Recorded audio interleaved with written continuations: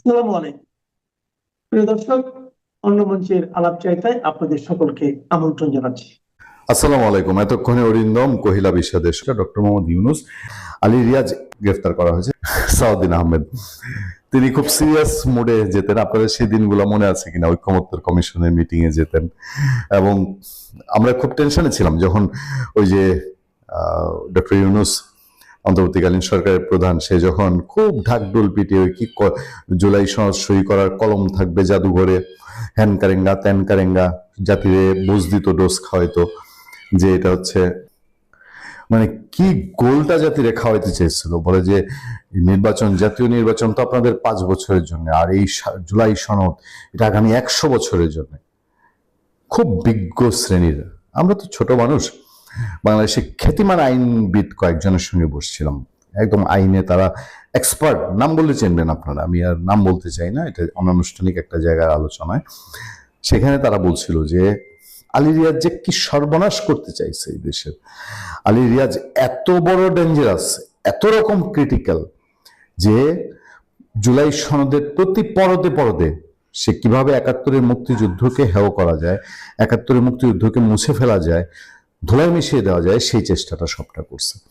এবং দিন শেষে সেই সালাউদ্দিন ভাই আমাদের, যিনি বহু ত্যাগ তিতিক্ষা পার হয়ে আজকে গভর্নমেন্টের একরকম সেকেন্ড থার্ড ম্যান বোঝা, তো সংসদের দিকে তাকালে বিএনপির দিকে, ক্ষমতাসীন দলের দিকে ওনাকেই বেশি লাউড দেখা যায়। তিনি এসে বললেন, আনুষ্ঠানিকভাবে বলা যায় সংসদে দাঁড়িয়ে, যেহেতু সাউদ্দিন আহমেদ স্বরাষ্ট্রমন্ত্রী বলছেন যে এটা প্রতারণার দলিল এবং জাতীয় প্রতারণা, মানে ইউনুস এটা জাতীয় প্রতারণা, জাতীয় চিট করছে।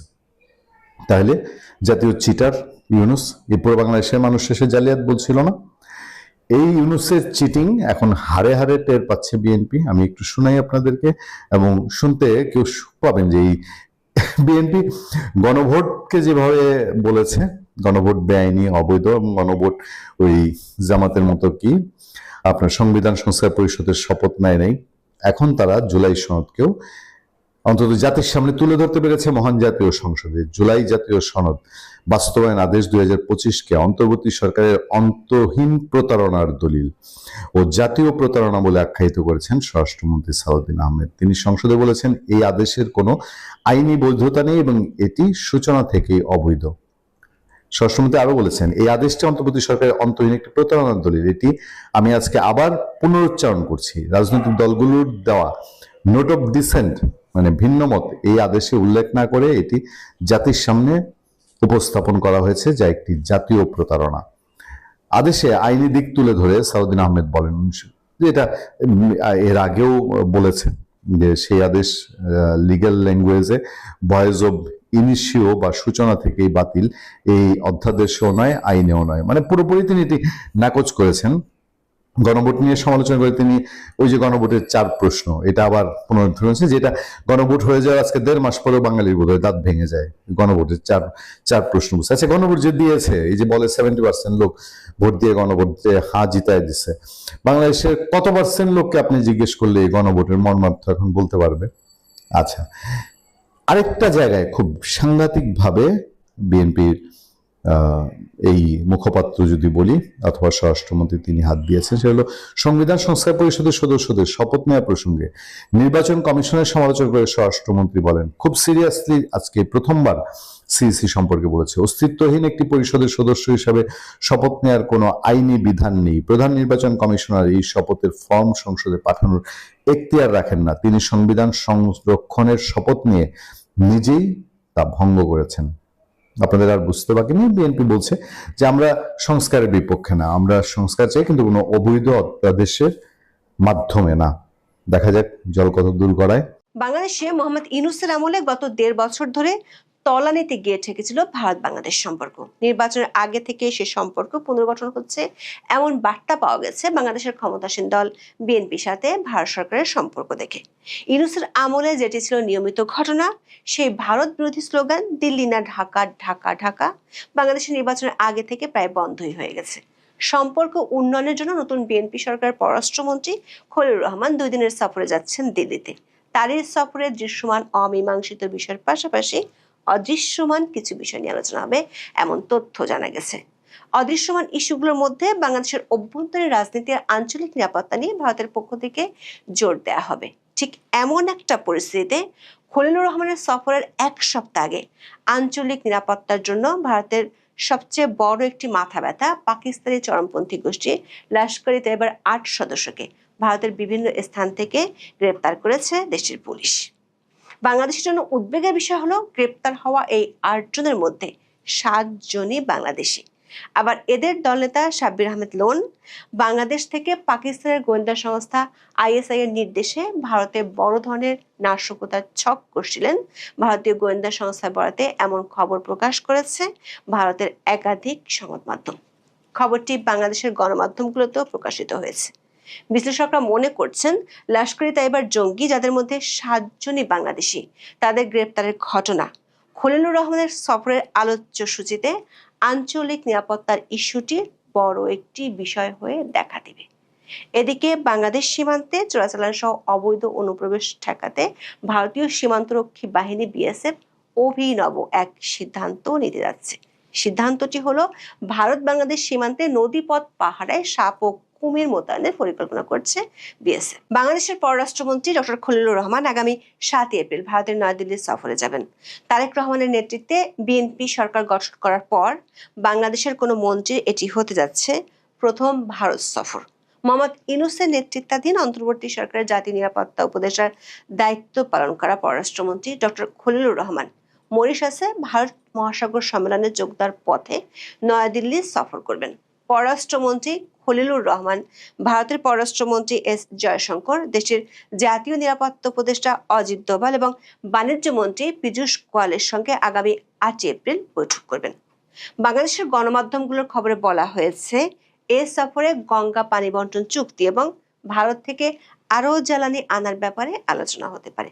মধ্যপ্রাচ্য থেকে জ্বালানি আমদানি করে বাংলাদেশ, কিন্তু ইরানের সঙ্গে যুক্তরাষ্ট্র ও ইসরায়েলের চলমান যুদ্ধের কারণে এতে বিঘ্ন ঘটেছে। ফলে ভারত থেকে আরও জ্বালানি আনার পরিকল্পনা করছে সরকার।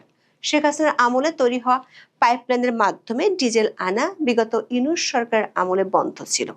মধ্যপ্রাচ্য সংকট দেখা দিলে বিএনপি সরকারের আমলে ভারত এ নিয়ে ৩ দফায় ১৭,০০০ টন ডিজেল বাংলাদেশে সরবরাহ করেছে। অন্যদিকে ১৯৯৬ সালের ডিসেম্বরে ভারতের সঙ্গে বাংলাদেশের ৩ দশক মেয়াদী পানি বন্টন চুক্তি স্বাক্ষরিত হয়। মেয়াদ প্রায় শেষ হওয়ায় গত কয়েক সপ্তাহ ধরে বাংলাদেশ ও ভারতের প্রতিনিধি দল উভয় দেশের চুক্তিটির জলবিজ্ঞান ও প্রযুক্তিগত মূল্যায়ন করেছে। এছাড়া জাতিসংঘ সাধারণ পরিষদে মনোনয়নের বিষয়ে ভারতের সহায়তা চাওয়ার পরিকল্পনা রয়েছে। জাতিসংঘের সাধারণ পরিষদে 2026-27 সভাপতি পদের জন্য বাংলাদেশ মনোনয়ন দিয়েছে পররাষ্ট্রমন্ত্রী ডক্টর খলিলুর রহমানকে। এক্ষেত্রে তিনি ভারতের সহায়তা চাইতে পারেন বলে প্রতিবেদনে জানিয়েছে হিন্দুস্তান টাইমস। কূটনৈতিক সূত্রগুলো বলছে, এসব দৃশ্যমান ইস্যুর পাশাপাশি কিছু অদৃশ্যমান বিষয় নিয়ে বাংলাদেশের পররাষ্ট্রমন্ত্রীর সফরে আলোচনা হবে। এর মধ্যে একটি ইস্যু হলো বাংলাদেশের অভ্যন্তরে অন্তর্ভুক্তিমূলক রাজনীতি। দুই দেশের কারো পক্ষ থেকে ফরমালি বিষয়টি নিয়ে কথা না বললেও সূত্রগুলো বলছে, আওয়ামী লীগ এবং শেখ হাসিনা ইস্যুতে এই বৈঠকে আলোচনা হবে। বিগত অন্তর্বর্তী সরকার শেখ হাসিনাকে ফেরোচ্ছে কয়েক দফা চিঠি দিয়েছিল। তখন মোহাম্মদ ইউনূসের কিংস পার্টিগুলোকেও মাঝে মধ্যে এ নিয়ে বক্তব্য দিতে দেখা যেত, কিন্তু নির্বাচনের পর কোনো পক্ষ থেকে আর এ নিয়ে তেমন একটা উচ্চবাচ্য শোনা যায়নি। কূটনৈতিক সূত্রগুলো বলছে, ভারতের পক্ষ থেকে নির্বাচনের আগে বাংলাদেশের অভ্যন্তরে অন্তর্ভুক্তিমূলক রাজনীতির বিষয়ে বিএনপির শীর্ষ মহলকে বার্তা দেওয়া হয়েছিল। সে বার্তার ফলো আপ নিয়ে খলিলুর রহমানের সাথে আলোচনা করবেন এস জয়শঙ্কর ও অজিত দোভাল। বিশ্লেষকরা মনে করেন, অন্তর্ভুক্তিমূলক রাজনীতি নিয়ে কথা বলার অর্থ হলো আওয়ামী লীগের নিষেধাজ্ঞার বিষয়টি নিয়ে বাংলাদেশের ক্ষমতাসীন সরকার কি করতে চায় সেটি জানতে চাইবে ভারত। যদিও এ বিষয়ে কোনো পক্ষই আনুষ্ঠানিকভাবে কোনো কিছু জানাবে না। এক্ষেত্রে যা ঘটার তা পর্দার আড়ালেই ঘটবে। ভারতের জন্য এই মুহূর্তে সবচেয়ে বড় উদ্বেগের আরেকটি বিষয় হলো আঞ্চলিক নিরাপত্তা ইস্যুতে ভারত বিরোধী জঙ্গিদের উত্থান। বাংলাদেশের পররাষ্ট্রমন্ত্রীর ভারত সফরের এক সপ্তাহ আগে ভারতীয় গণমাধ্যমগুলোর খবরে বলা হচ্ছে, বাংলাদেশে অনেক দিন পালিয়ে থাকা পাকিস্তানি জঙ্গি গোষ্ঠী লস্কর-ই তৈয়বার এক দলনেতা সহ ৮ জনকে গ্রেপ্তার করেছে দেশটির পুলিশ। এদের মধ্যে আবার ৭ জনই বাংলাদেশি। দর্শক, ভারত ও বাংলাদেশের মধ্যে ৪,০৯৬ কিলোমিটার দীর্ঘ সীমান্ত রয়েছে।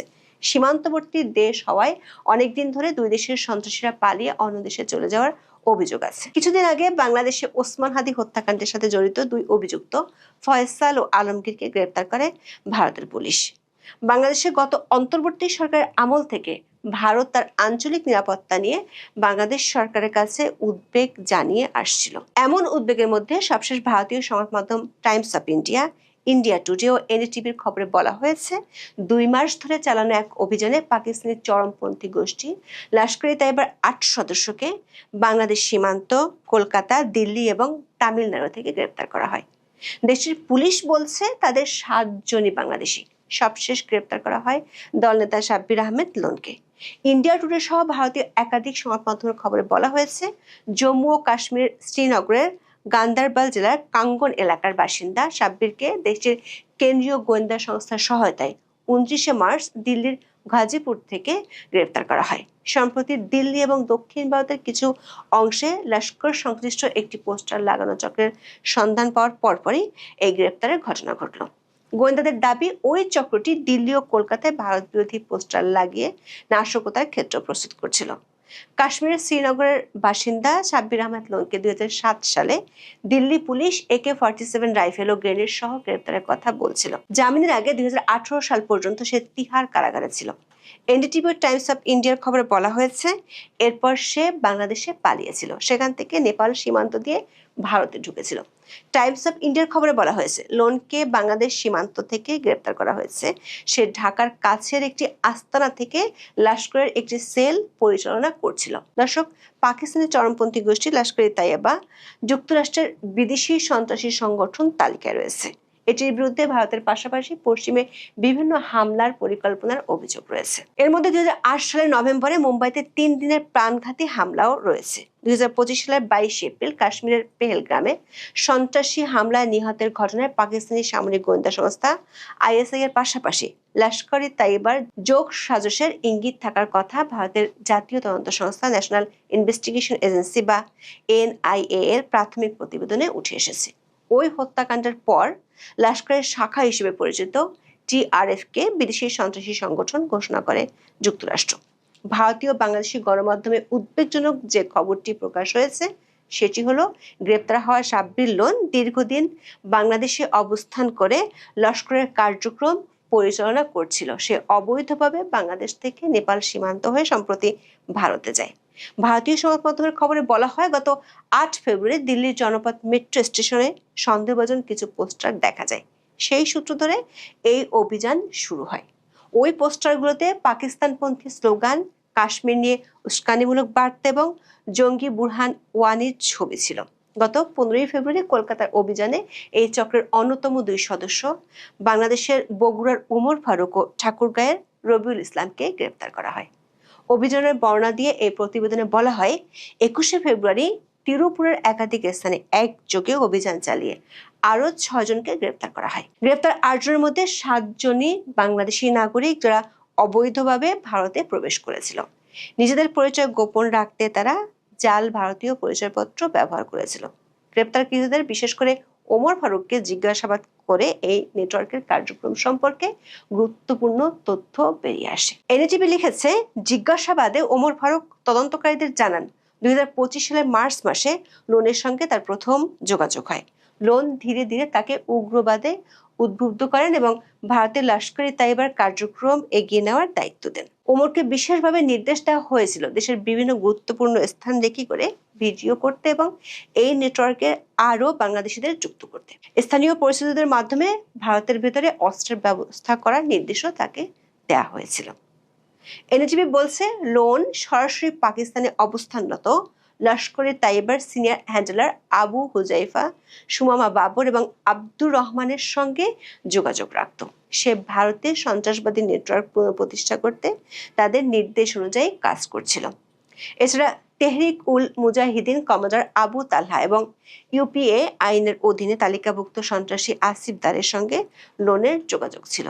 ভারতের কর্মকর্তাদের মতে এই পুরো বিষয়টি পাকিস্তান থেকে পরিচালিত এবং বাংলাদেশ থেকে অপারেশনাল সমর্থন পাওয়া একটি সুসংগঠিত আন্তঃসীমান্ত ষড়যন্ত্রের অংশ।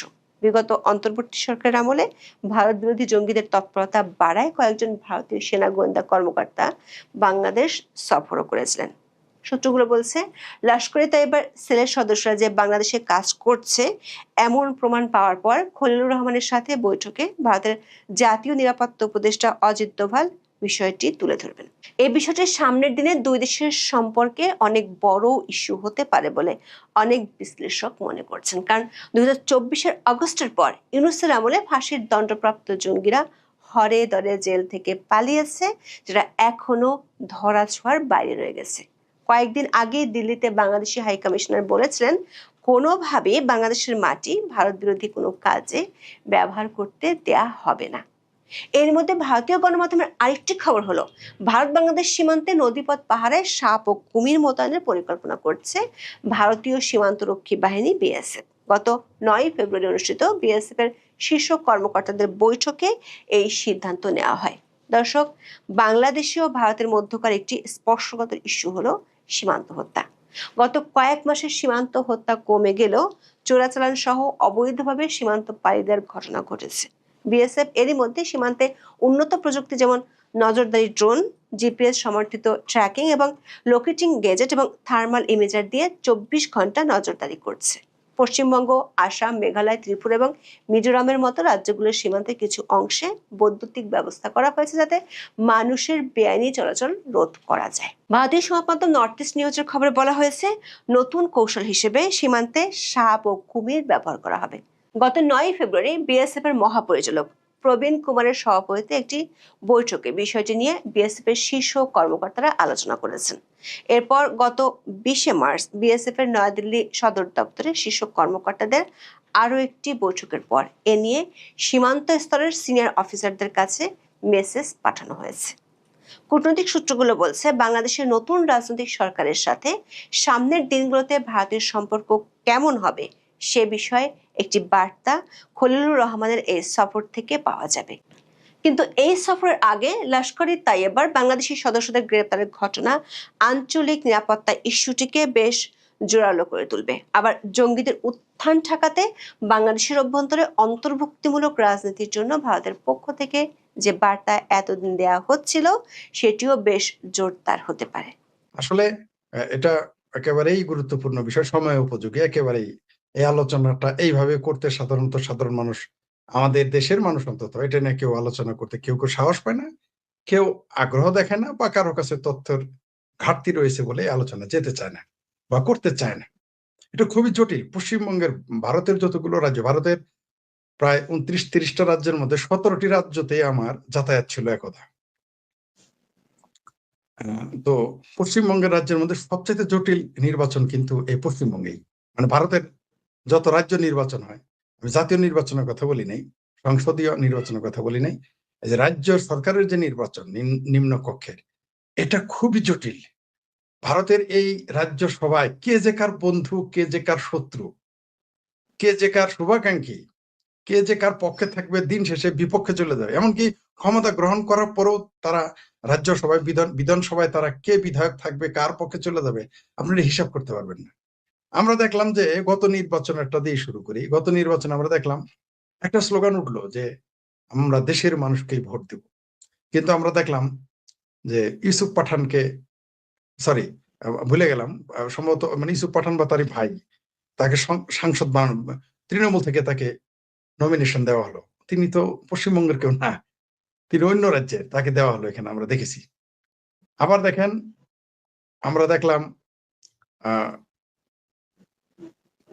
শত্রুঘ্ন সিনহা, তিনি বিহারের, তাকে আবার জাতীয় নির্বাচনে তাকে নেওয়া হয়েছিল, আমরা দেখেছি। পশ্চিমবঙ্গের নির্বাচনটা আসলে জটিল।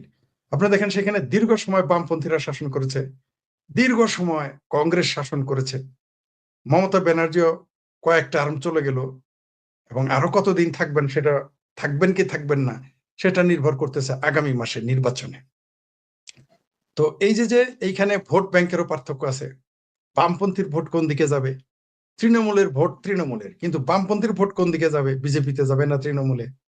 তারপর মুসলমানদের ভোট তৃণমূলে যাবে না বিজেপিতে যাবে না কংগ্রেসে যাবে, এটা একটা জটিলতা আছে এখানে। না এইভাবে আপনি কি আপনি প্রিয় দর্শক, আপনি যেটা লিখেছেন এটা আপনি সমর্থক হিসেবে বলতেই পারেন, বা পশ্চিমবঙ্গবাসী হিসেবে আপনি বলতেই পারেন, কারণ এটা আপনার এটা বলার রাইটস আছে আপনি যদি সেটা সমর্থন করেন। কিন্তু আহ আমরা তো এইভাবে বলতে পারবো না যে আগামী নির্বাচনে কে ক্ষমতায় চলে আসতেছে। অনুমান করতে পারি মাত্র, আমরা বলতে পারবো না, আপনার মতো বলতে পারবো না। আর আবারও বলি, পশ্চিমবঙ্গের রাজনীতি খুবই জটিল। সেখানে শুধুমাত্র যে আহ ধর্মের জজবা চলে তা না, সেখানে পয়সা, টাকা পয়সা এবং মাসল মাসল পেশি শক্তির কাজ চলে। পশ্চিমবঙ্গের মতো এরকম পেশি শক্তি কোনো রাজ্যে এরকম আপনি প্রয়োগ করতে পারবেন না।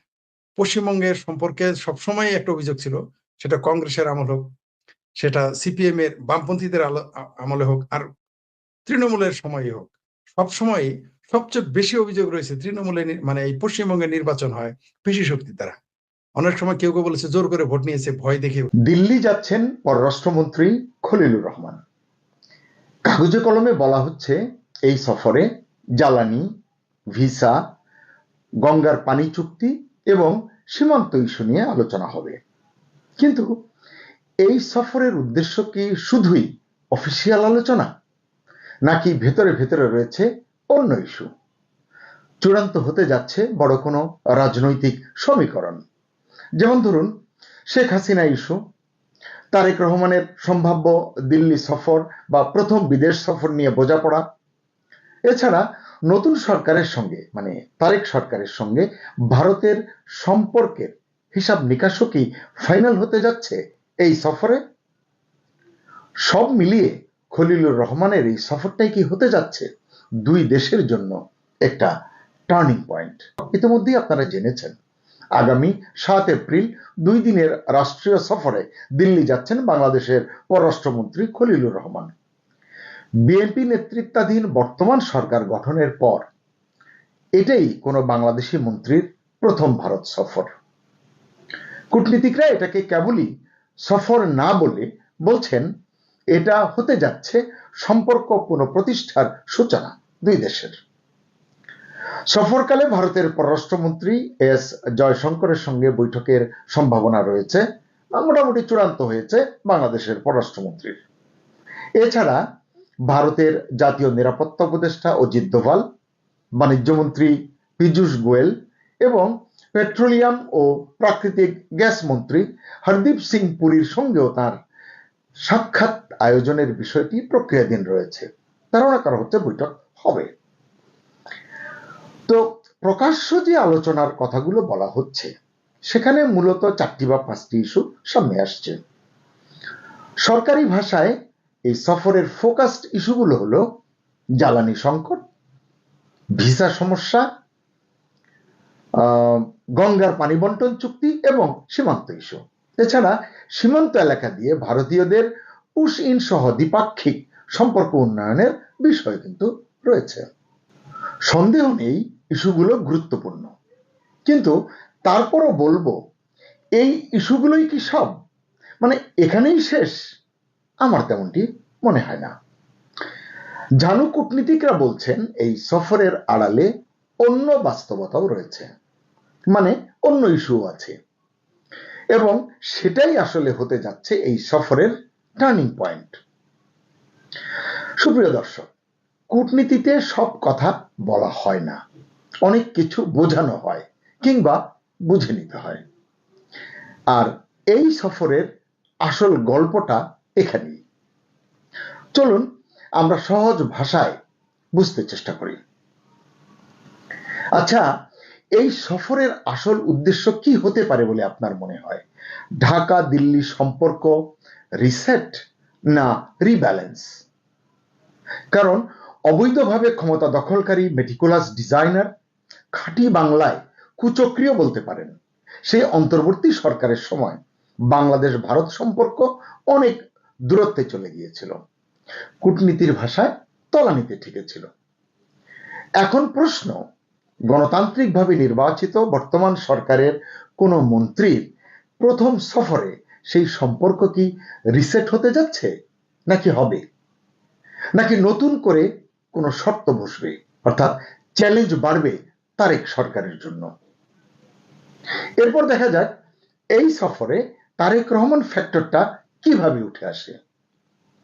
আপনি মানুন আর না মানুন, এই সফরেই বর্তমান প্রধানমন্ত্রী তারেক রহমানের প্রথম বা দ্বিতীয় বিদেশ সফর, যেটাই হোক না কেন, আপনি যেভাবেই বলুন না কেন, আগে সৌদি আরব যান বা থিম্পু যান মানে ভুটান যান বা অন্য কোনো দেশে, ভারতে কবে যাবেন, দিল্লিতে কখন যাবেন, সম্ভাব্য সেই দিল্লি সফর নিয়ে কি এই বৈঠকে আলোচনা হবে না? যেহেতু পররাষ্ট্রমন্ত্রী যাচ্ছেন, কারণ আমরা জানি ভারত তো দাওয়াত দিয়ে রেখেছে, ভারতের প্রধানমন্ত্রী নরেন্দ্র মোদীও সম্পর্ক পুনঃপ্রতিষ্ঠার জন্য হাত বাড়িয়ে রেখেছেন। দিল্লির কূটনৈতিক পাড়ায় যোগাযোগ আছে এমন বাংলাদেশি কূটনীতিকরাও মনে করছেন পররাষ্ট্রমন্ত্রী খলিলের এই সফরেই সেই আলোচনা উঠতে পারে এবং একটা সিদ্ধান্ত চূড়ান্ত হতে পারে। কারণ পররাষ্ট্রমন্ত্রীর সঙ্গে প্রধানমন্ত্রী তারেক রহমানের পররাষ্ট্র বিষয়ক উপদেষ্টা হুমায়ুন কবিরও রয়েছেন এই সফরে, মানে থাকবেন এই সফরে। অর্থাৎ ভেতরে ভেতরে বিষয়টি ফাইনাল হতে পারে এমনটা ধারণা করা যায়। কারণ দিল্লির সঙ্গে সরাসরি রাজনৈতিক সম্পর্ক তৈরি করাটা বর্তমান সরকারের জন্য বড় অগ্রাধিকার বলে বিবেচনা করা হচ্ছে। এবার আসুন অত্যন্ত সেন্সিটিভ একটি ইস্যুতে। সেন্সিটিভ বলুন বা ক্রিটিক্যাল বলুন, সেটা হচ্ছে শেখ হাসিনা ইস্যু। শেখ হাসিনা বর্তমানে ভারতে অবস্থান করছেন, তার প্রত্যাবর্তনের ইস্যুটি বাংলাদেশের রাজনীতিতে অবশ্যই একটি বড় প্রশ্ন। আপনারা জানেন তার বিরুদ্ধে একাধিক মামলা রয়েছে, তার দলের উপরে দলের কার্যক্রমে নিষেধাজ্ঞা রয়েছে, শেখ হাসিনার উপরে আইসিটি থেকে দেওয়া মৃত্যুদণ্ডের রায় রয়েছে। এসব নিয়ে বর্তমান সরকারের ভাবনা কি, এগুলো নিশ্চয়ই আলোচনা হবে। দিল্লি নিশ্চয়ই এই সব বিষয়েরও একটা কুল কিনারা পেতে চেষ্টা করবে আসন্ন সফরে, আসন্ন আলোচনাগুলোতে। তাই মনে করা হচ্ছে সরকারিভাবে না বললেও শেখ হাসিনা ইস্যুটি অটোমেটিক্যালি আলোচনায় এসে যাবে। এবং কেউ কেউ এমনটাও মনে করছেন বর্তমান সরকারের জন্য এটা একটা স্মার্ট মুভ হবে যদি তারা এই ইস্যুতে একটা উইন উইন সিচুয়েশন তৈরি করতে পারে।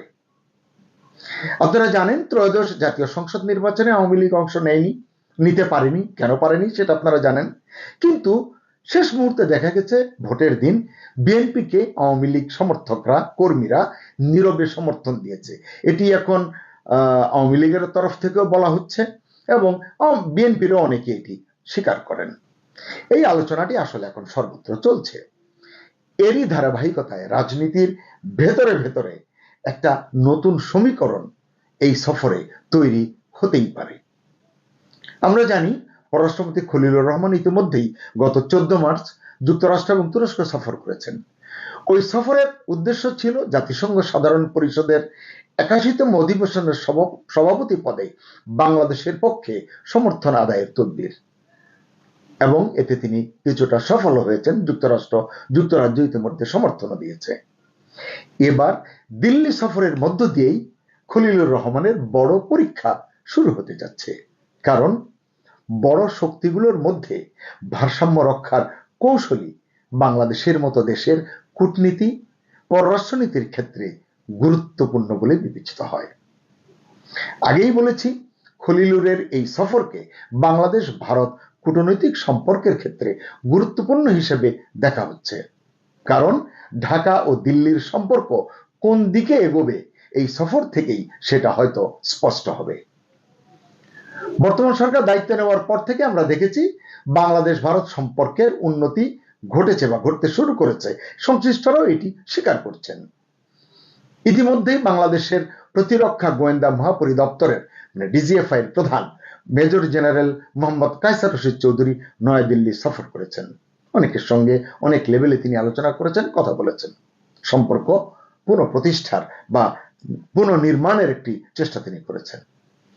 আবার দেখা যাচ্ছে যে প্রায় 2 মাস বন্ধ থাকার পর দিল্লি এবং আগরতলায় বাংলাদেশের মিশন থেকে ভারতীয় নাগরিকদের জন্য ভিসা কার্যক্রম চালু হয়েছে।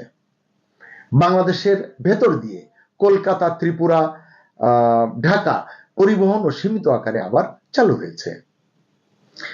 বাংলাদেশে ভারত কনসুলার থেকে বাংলাদেশিদের জন্য স্বল্প পরিসরে ভিসা প্রদান করছে ভারত, তবে এখনো বন্ধ রয়েছে ভারতের ভ্রমণ ভিসা।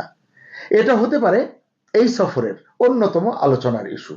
দেশের অনেক মানুষের সেদিকেই কিন্তু মনোযোগ রয়েছে এখন। এর বাইরেও দ্বিপাক্ষিক অন্যান্য বিষয়েও আলোচনা হতে পারে। অর্থাৎ ঢাকা দিল্লি সম্পর্কে তেমন টানাপোড়েন এখন দৃশ্যমান হচ্ছে না, এটি আলোচনা থেকে আমরা বুঝলাম। তবে সবচেয়ে বড় কথা হচ্ছে দুই দেশই এখন সম্পর্কের আরো উন্নতি চাইছে, ঢাকা দিল্লি উভয়। তাই কূটনীতিকরা বলছেন পররাষ্ট্রমন্ত্রীর দিল্লি সফরটা সংখ্যাভিত্তিক ইস্যু, 4টা না 5টা, ওই আলোচনায় থাকবে না। ওই আলোচনার বাইরে গিয়ে দুই দেশের জন্য যেন ভবিষ্যৎ কূটনৈতিক দিক নির্দেশনার মডেল হয়ে ওঠে, এটি সবাই প্রত্যাশা করছেন। সুপ্রিয় দর্শক, আপনি কি মনে করেন দিল্লিতে প্রকাশ্য অপ্রকাশ্য আলোচনা যাই হোক না কেন, এই আলোচনা দুই দেশের সম্পর্কটা কতটা বদলে দেবে, অর্থাৎ শীতল থেকে কতটা উষ্ণ করে তুলবে? কমেন্টে আপনার মতামত জানাতে অনুরোধ করছি।